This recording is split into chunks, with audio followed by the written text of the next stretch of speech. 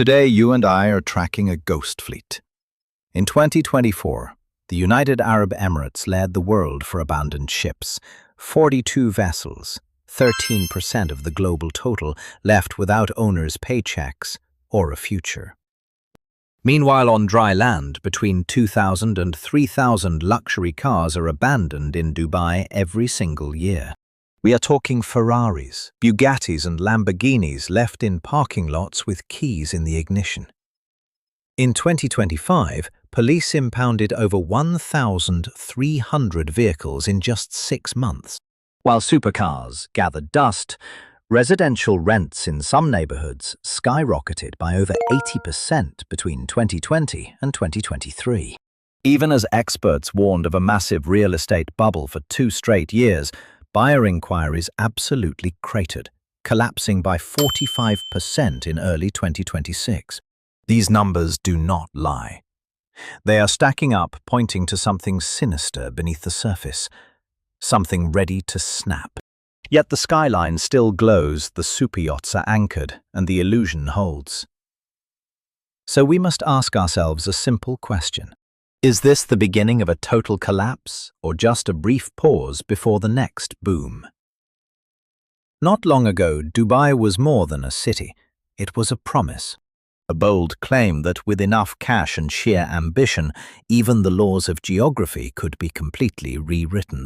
In 2002, the Emirate made a monumental decision that altered its path forever, finally allowing foreigners to buy local property. What followed was not steady growth, but an absolute economic explosion.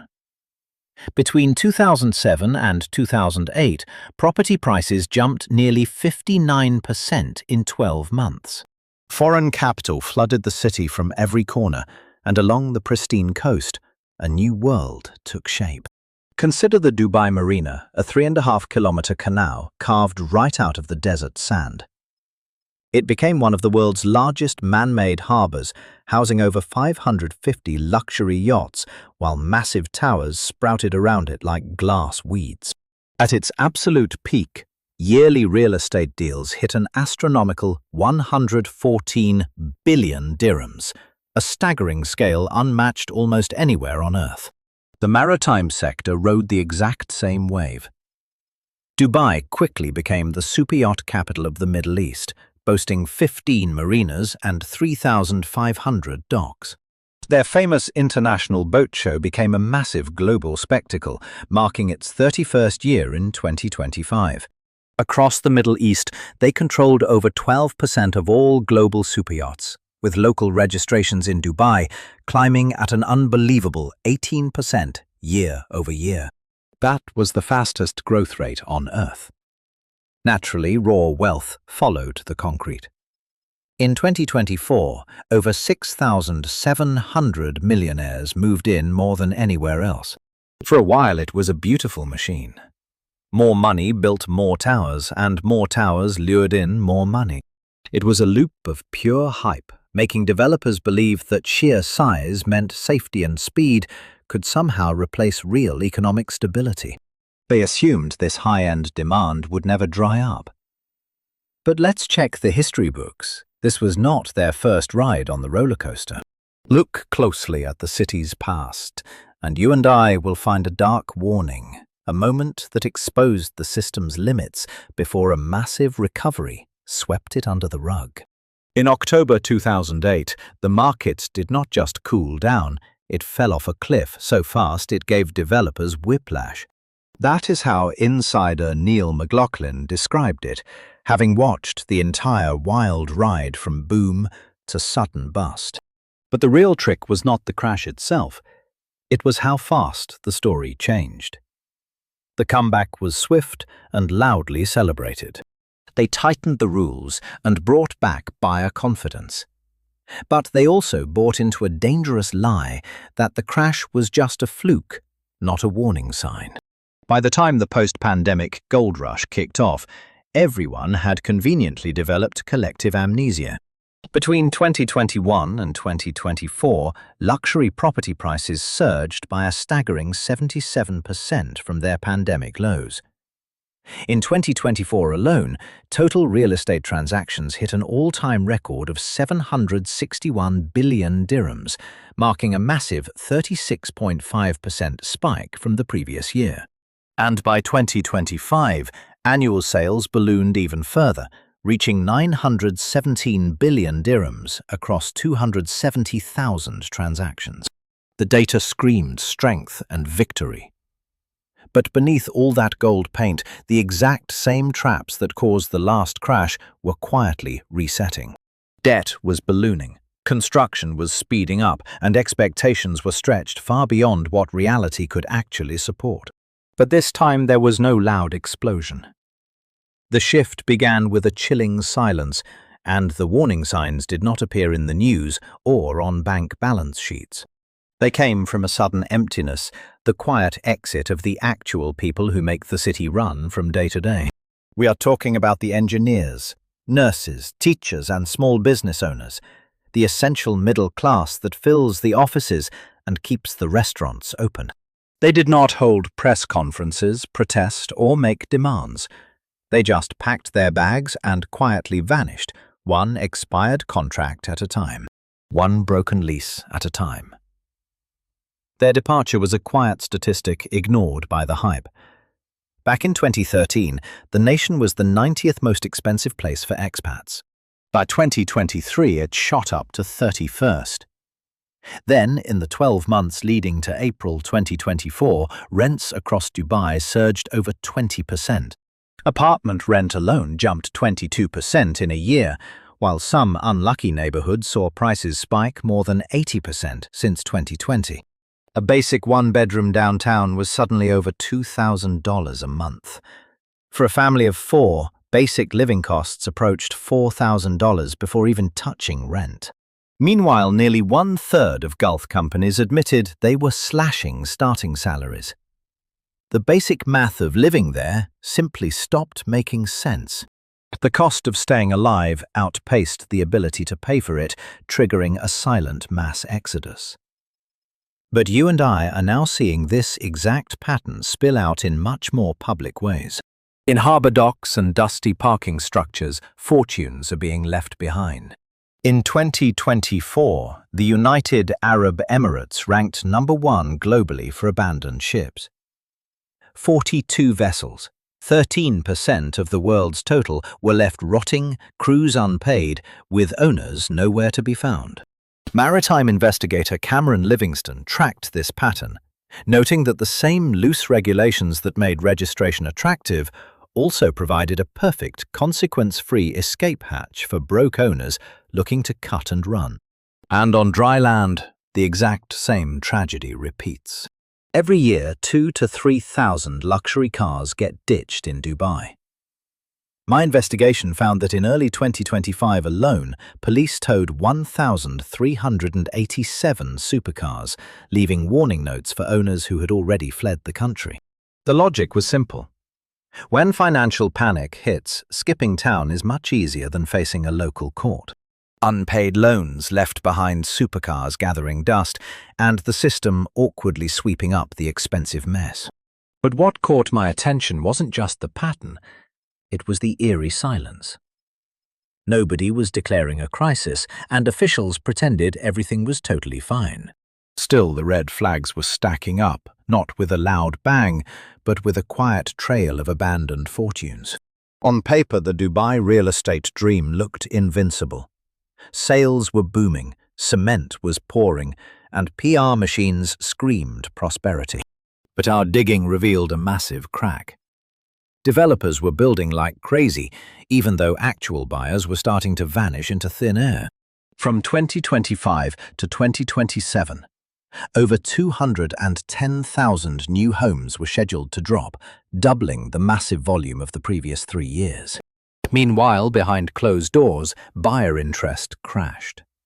Inquiry volumes plummeted by roughly 45% in early 2026, a terrifying drop for developers. This wasn't cold feet, it was a full-blown retreat. Long before the real panic hit, the market was already secretly bleeding. Let's look at the actual numbers. In 2025, median property prices fell from 1,650,000 dirhams to 1,470,000, an 11% drop. It was slow enough to keep everyone calm, but the math doesn't lie. Banks were already quietly sounding the alarm. Fitch warned that home prices could plummet 15%, while UBS flagged Dubai's housing market as a high-risk bubble for the second year running.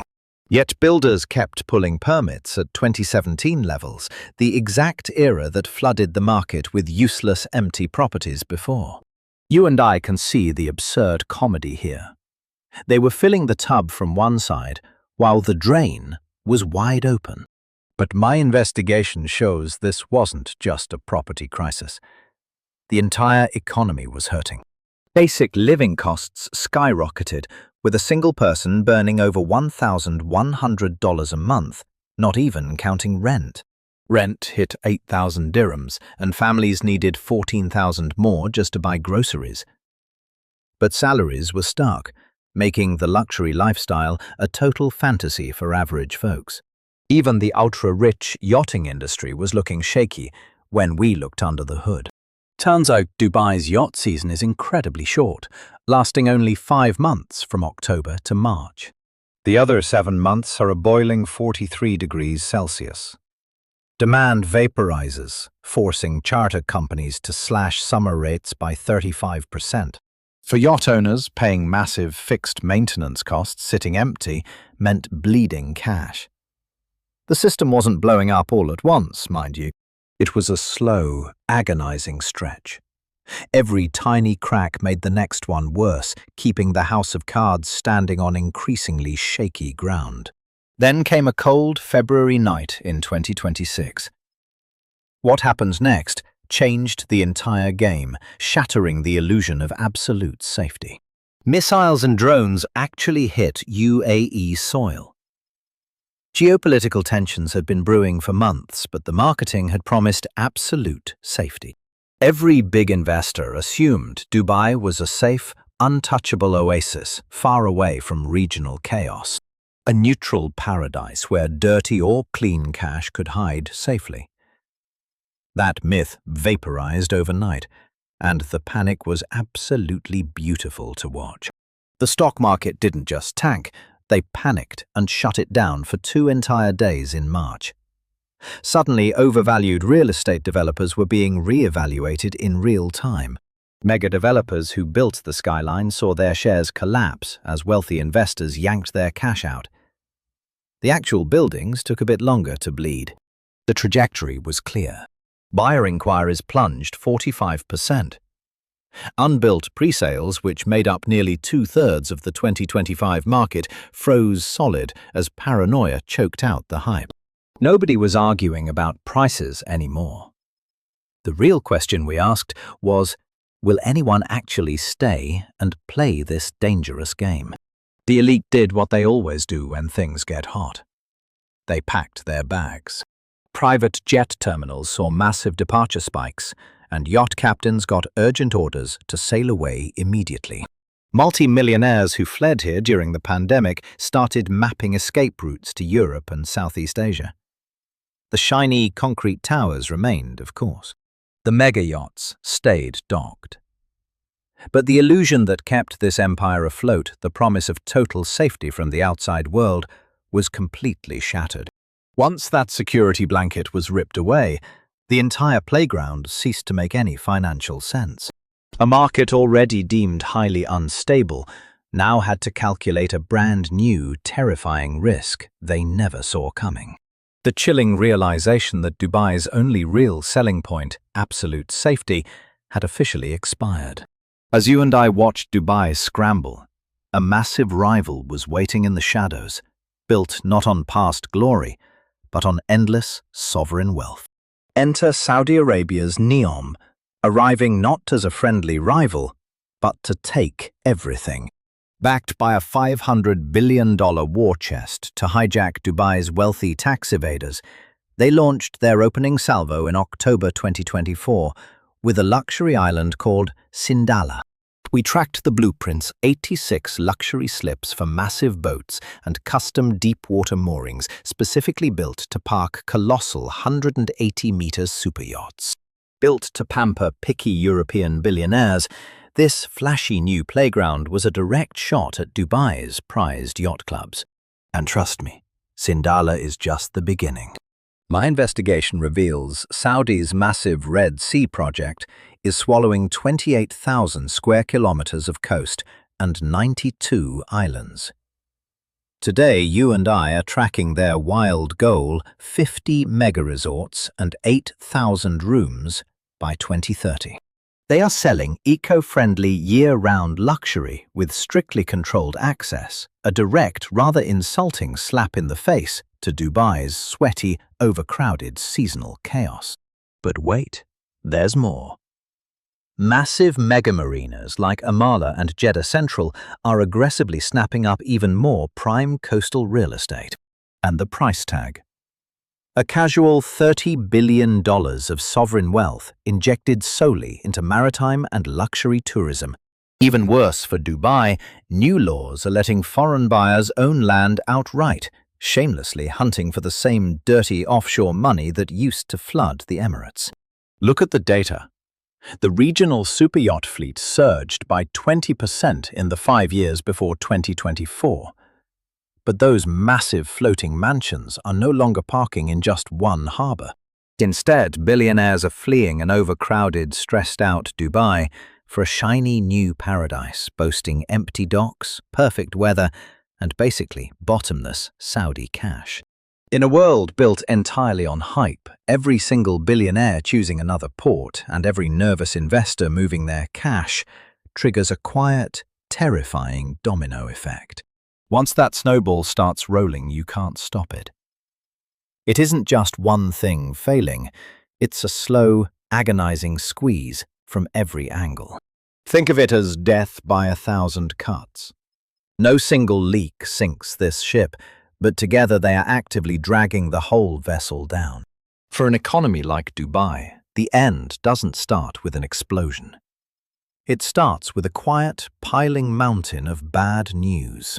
The real crisis hits when mid-tier businesses realize they can't survive months of bleeding cash without a single customer. It is when the middle class packs up and leaves, basic services start crumbling, and rich investors find sexier places to park their millions. Suddenly more money is leaving than coming in. You can survive one or two of these headaches, but when they team up, they become lethal. The system panics. Labor shortages drive up prices, and suddenly doing business in the desert becomes ridiculously expensive. High prices scare off customers, and empty storefronts force desperate landlords to slash their rates. But the rot doesn't spread evenly. Ultra-wealthy neighborhoods on the coast will probably look fine on the surface. These elite bubbles are shielded by billionaire egos and scarce land, while the rest of the city slowly starts to slide. This creates a deceptive split. Glitz at the very top perfectly hides the decay everywhere else. It is a beautiful illusion. Shiny news headlines brag about record profits, while the foundations of the economy are quietly crumbling. By the time you and I can clearly see the damage, it's too late. The crisis isn't a phase. It's the new normal. You can't just fix this with good public relations. The cold, hard math of oversupply, rising costs, and brutal competition can't be spun away. Once the scales tip, hope is not a strategy. Fixing it requires painful reality checks that completely shatter the wild fantasies this city was built on. My investigation found a much deeper, more disturbing pattern that quarterly corporate reports completely ignore. Let's be honest, Dubai was built on a massive gamble. They believed throwing endless mountains of cash could somehow cheat basic economics. The plan was simple: build fast, hype harder, and lure the world's most ridiculously wealthy people to their desert playground. They assumed these rich elites would stay forever, despite the city having almost no real industry or actual local population. With nearly 89% of the population being foreigners, they relied entirely on pure, frantic momentum. For a while, the crazy gamble actually worked. Insane growth kept the dream alive, and breaking records masked the massive looming risk. But speculative, risky bets don't build stable economies. Eventually, the house always wins. When the gamble fails, the ugly truth comes to light. Sure, the glittering skyscrapers, fancy marinas, and highways will still stand there, but the hype that made those concrete blocks worth billions can evaporate overnight. We are already seeing the warning signs: abandoned superyachts, dust-covered supercars, ghost town sales offices, and skyrocketing daily living costs. Smart money is quietly packing its bags and heading elsewhere. Individually, these clues might seem minor, but when you put them together, the writing on the wall is impossible to ignore. Look, the city isn't going to vanish off the map overnight. Cities are resilient. They adjust, discount, and reinvent themselves. The real question you and I must ask: is this what happens when the very engine of their success runs completely out of gas? Can a playground built exclusively for the ultra-rich survive when the everyday workers who keep the lights on can no longer afford to live there? In the end, real success is not measured by how tall you can build your skyscrapers. It is about whether you can keep the roof from caving in when the winds of change start blowing.